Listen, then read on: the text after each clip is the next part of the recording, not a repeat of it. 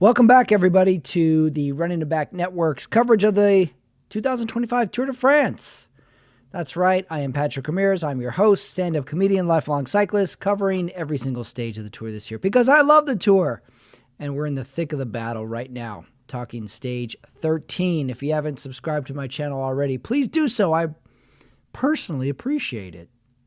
We picked up a few subscribers, too, as I've started this coverage. And this weekend's going to be great. We're going to have Gravel Dan joining us for a little catch-up as well, probably on the Sunday show. We'll see. He's a busy man, that Dan Dowling. Catch him on our previous show a week ago as well, where we talked the Tour. But today we're talking stage 13. It was a 10.9 uphill TT, 10.9 kilometers, won by Tadej Pogačar. Here we are again. 2 days, 2 Pogačar wins in a row. There's a lot to talk about today. So let's start with the headlines of the stage. Headlines. I got 3 of them. Pogačar dominates the TT. Bike choices. And finally, Remco loses. Start with the first one. Pogačar dominates the TT.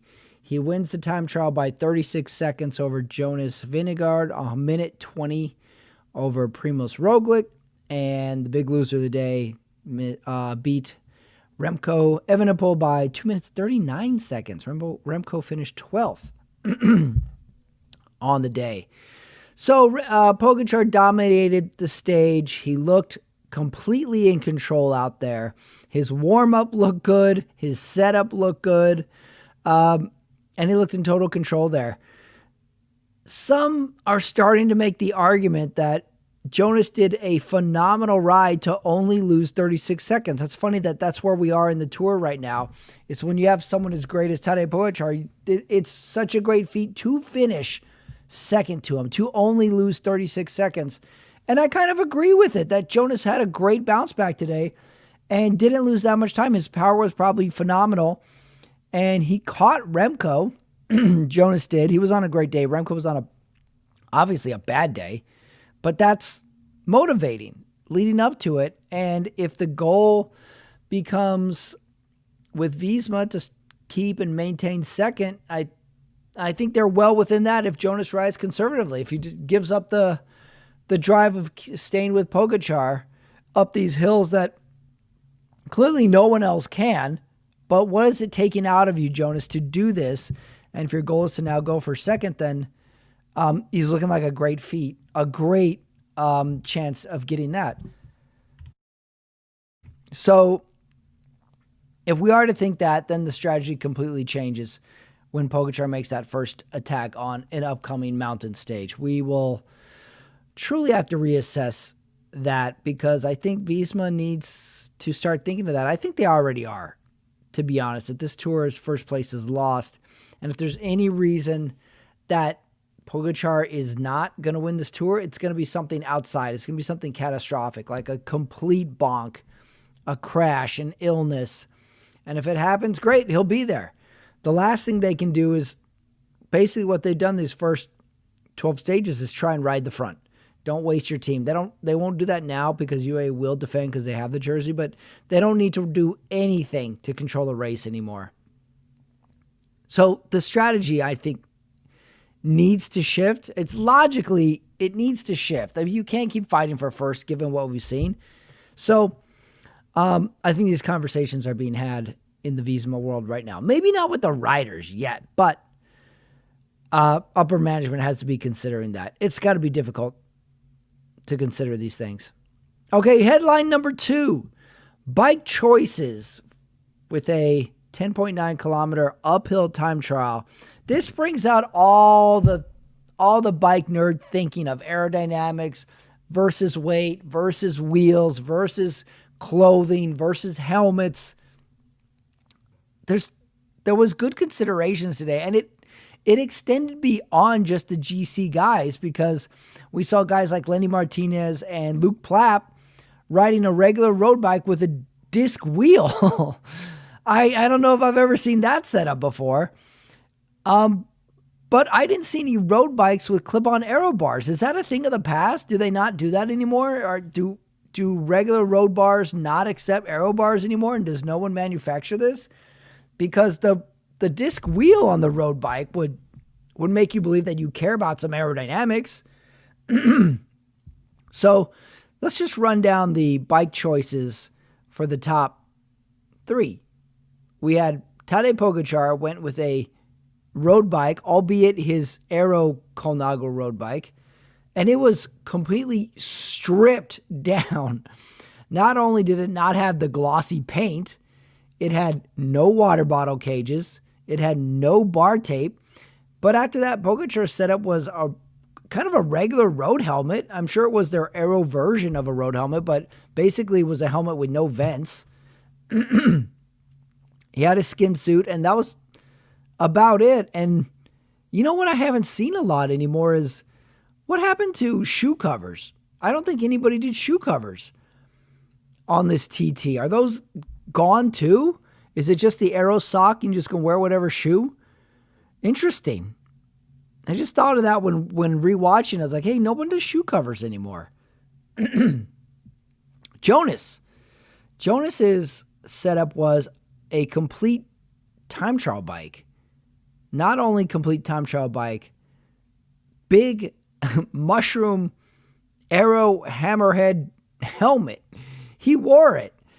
And then, interesting enough, he had like these shallow middle section wheels. So that tripped me out a little bit. My question is with the Aero helmet, okay, it's Aero, but it's a hard uphill. Was there any ventilation questions? Was there any weight questions to have that big thing on your head? So that was Jonas's setup. And finally, third place goes to Primoz. He rode traditional TT bike. He rode the Specialized Aero road helmet. And that was about it. And he was fast. He had medium section wheels too. So I'm a little confused on the wheels. Like, why not a deep front or something if you're going to go full TT bike? So a wealth of choice. I didn't see anybody do a bike change either. So that was an interesting wrinkle to today, is figuring out what everybody was using as their setup for the uphill time trial. Last headline of the day was Remco loses. He lost a lot of time today. He officially cracked. He looked bad. He looked tired. His face was all red. He got caught by Jonas, his 2-minute man. So big hit today. I mean, he's still in the running for that third place, but for someone who is the world champion of the TT to get caught on a time trial, albeit an uphill, that's really damaging to the ego. The only saving grace he had is that he was in the white jersey today and not in the rainbow jersey, because he wore the leader's jersey and he didn't get to be caught in his rainbow jersey. But Remco's taken a hit the last couple days, and he needs to bounce back and shoot for his third. He can still get this third. He can bounce back in this third week if he reserves himself to ride really conservatively for third. Now, he might have already been riding really conservatively, because we saw him get dropped yesterday on the climb before last, riding seemingly in the pack. So a little bit of alarm bells in the Remco camp, I think. Jonas and Remco is time for new goals, time for new assessments, time for a real perspective on what can be done the rest of this tour, judging your conditions as a rider. So those were headlines for Stage 13 in the tour. So moving on to our next segment, which is the USA Report. Given we had an uphill TT, no USA guys are in the GC hunt at all. We got a couple that are in a helper role for Jonas on the Visma team, but not a lot to report other than everybody's through safe. The rundown goes like this. Matteo Jorgensen finished 6th. Good bounce back for him. He had an interesting setup. I think he did a regular road bike, like his regular climbing bike, with shallow wheels and a big Aero helmet. Not the Jonas helmet, thank God, but a big Aero helmet. Sepp Kuss finished 21st. I didn't get a good look at his TT setup. Nielsen Palace, 48th. Will Barta, 54th. And Quinn Simmons, 74th, which Quinn Simmons had a good TT setup. And I mean good in the sense that he really didn't care, because he rode his road bike and his hair was like completely down and sticking out the back. And I think he even did high fives for people along the barrier as he came in. So true have fun stage for Quinn Simmons. Did you know Quinn Simmons is sitting 46 overall? I thought he'd be way further back at this point in the race, given how many breakaways he's been in and how many times he's gotten caught and how much help he's divvied out for his sprinter teammate, Milan. He's only 46 overall. Maybe he lost some of that today, but not bad. Top half. It's pretty good. Next segment, and that segment is winners and losers of the stage. Could have gone all day on this one today because it's such an individual stage. So let's pick a few good ones for today. We got winners. I got a few here I'm going to list off. How about just bike setups in general? Just taking the time to choose your setup. Like a lot of one-by chain rings is a big choice now with riders. If you're going to go a one-by setup, and if so, what the configuration is going to be in the back. If you're going to go two, what is that setup? I'd be curious to know the people who did the 2x setup today, like the Primos and Remcos, what their inner chain ring was riding up that hill. If you look at that last section of the race, that last like 300 meters, they would do the overhead shot and it would take them forever to get through there, to get through to the finish line. You're just staring at them, seemingly look like they're just pedaling through sand, not moving anywhere. So the course itself looked really hard. Even when Jonas was catching Remco, it took him longer than you would think to actually catch him. Lenny Martinez was one that I think we hyped up at the beginning of today. And I think I think he finished in the top 10, I think he wanted a little bit more. And it's in the broadcast, Phil Liggett is kind of cheering him on. He's like, Lenny Martinez, he might come in for the fastest time so far. I think he might make it. And then all of a sudden, Lenny Martinez finishes 30 seconds down from who was Luke Plapp's time at the moment. I was like, Phil Liggett, he's nowhere near getting in under this time. So I think he'd be a little disappointed with that. Other winners of the stage here. How about the riders who are just out of GC and can just take this time trial easy? Like the Quinn Simmons giving high fives. Think about it. You wake up, you do a little spin, maybe you warm up, maybe you don't, and you just go ride and just get your effort in, and then you're off. You're off to the massage or take a nap. And also along these lines, the race organizers increased the time limit today. It went from 33% to 40%. So even more time that you have to come in through the finish line, because if people don't know, all the riders don't ride these very hard. If you're out of the GC and you're just trying to survive, or you're like, I'm thinking about tomorrow, hey, how much time can I come in behind the winner here? And they're like, oh, it's 40%. Okay, well, probably Pogacar's going to come in this time. I can finish in this time. Like, they are just trying to finish. And I don't mean just trying to finish, try hard to try to finish. I mean, they are trying to finish with the least amount of effort possible. It's kind of like if a C- got you a degree and you're like, well, I'll just get a C-. You're like, here's your degree. So how about riders out of the GC riding a TT? Can be a pretty fun day. Lastly, I got another winner of the day. How about Luke Plapp for sitting in the hot seat for like 3 hours? Pretty good effort. He tried harder in it. He did the disc rear wheel setup, and he was in the hot seat for a long time. Got a lot of camera time. Good for him.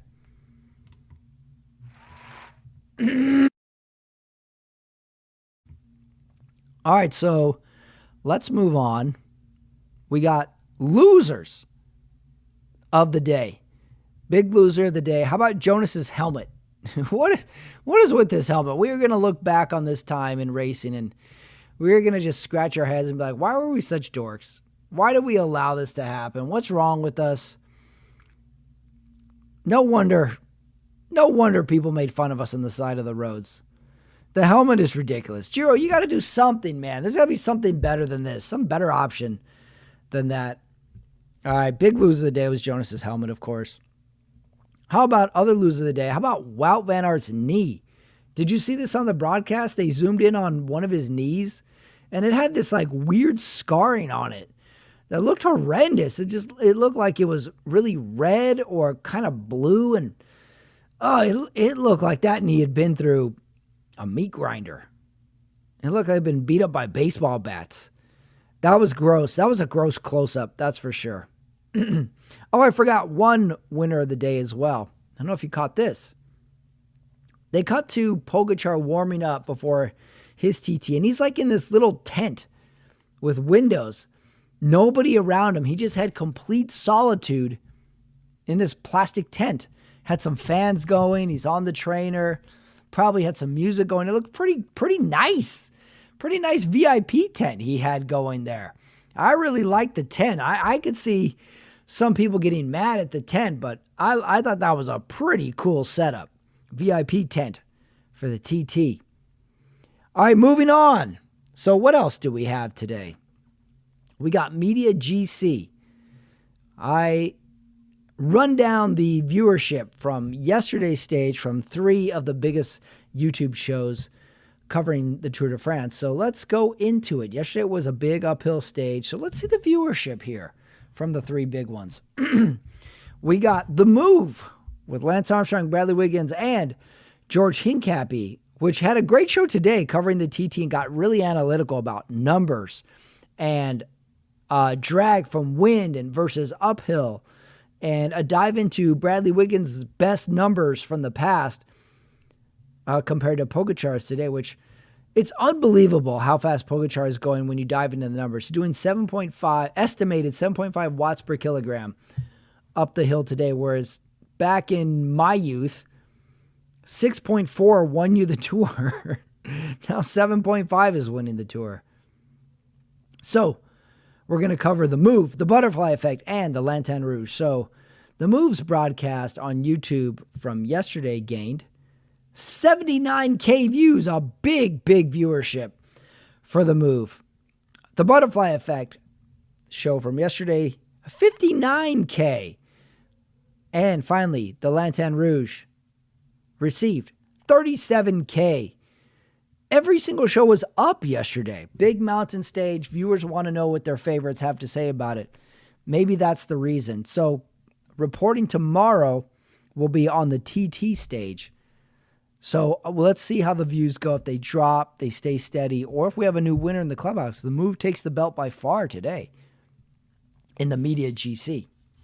So let's move on to a preview of tomorrow's stage, because it doesn't get any easier. In fact, it gets pretty hard tomorrow. Tomorrow's stage is 182 kilometers. It has a beyond category climb. It has a Cat 2. It has a Cat 1. And then it finishes with another beyond category climb. So if you're Jonas, if you're Remco, if you're Primoz, what's the strategy tomorrow other than hang on, try and ride a good race? If you're Jonas, it might be, let's just let him go. Let him go. If Pogačar wants to win the stage and attacks at the base of the climb, let him go. What are we doing? Whether I lose by 5 minutes or 9 minutes, let's keep second and let's ride smart. Is that a give up? Is that a dumb strategy? Is that a lay down strategy? I think Remco definitely adopts that strategy. So thinking about that, if you're Visma, how about put someone in the break? But someone like a Jorgensen in the break, try and go for a stage, like get some glory out of this. And Jorgensen's having a great tour. He had the one bad day, great recovery today. That would be really something. And in that way, Jonas can ride defensive in the group all day. I don't know. I'm thinking of things to go off of. Other interesting thing about this stage tomorrow, which is really going to make it worth watching the first half of these stages, is the intermediate sprint point at 70 kilometers tomorrow before all the climbs start. Jonathan Milan does not have that big a lead in the green jersey points competition. And there's points on the line now, whether it's uphill or not. So Milan needs to get points. And I don't know if Trek can control the race for 70 kilometers. So it's interesting what happens. Is this a day where Milan will try and go in the break to get these points? This is going to be our secondary story for this next week and a half is the Green Points jersey. Is Pogačar going to try for it? And how much is Milan going to try and get a little buffer in the lead? Because there's not that many spots left for him to get points, Milan. And there's a lot of spots for Pogačar to get uphill points, which apparently are counting towards sprint points. I don't know. So I'm very intrigued to watch that. See how Trek approaches it. Can you just put Quinn Simmons on the front? He doesn't seem to mind doing it. But he's going to need more than just one. Okay, we're going to see. That's the only reason to watch early. Will Milan get in a break? And if the break gets established, Trek needs to control that break and get it back so they can sprint 4 points at 70K. Because after that, it's a beyond category. After that, it's a 2. And after that, it's a 1. Oh, wait a second. And then after that, it's a beyond category. It's going to be another rough one today. That was 3 brutal days. And let's not forget, we got Mount Ventoux still coming down the road. So the tour just got super hard, and it's kind of decided when it comes to yellow jersey. But Jonas and Red, just keep riding. You never know when someone's going to crack like Pogačar or someone's going to crash or something. It's now become a marathon, a complete marathon approach. You'll get there when you get there. So that was stage 13. That was a mountain time trial, which looked super hard. Stage 14 tomorrow. Interesting beginning part with the sprint. Interesting ending part with the beyond category. So for me, Patrick Ramirez, if you made it this far, thanks for listening. Thanks for watching. Please subscribe to the channel. I'm bringing you updates every day. I put them in these little bite-sized pieces so you can just listen to it. And not have to go a full hour. We don't need that. Please like and subscribe to the channel. Tomorrow's going to be uphill. Get ready. Get some water. Pack yourself an ice because beyond category, and I'll be here with the Beyond the coverage. See you then.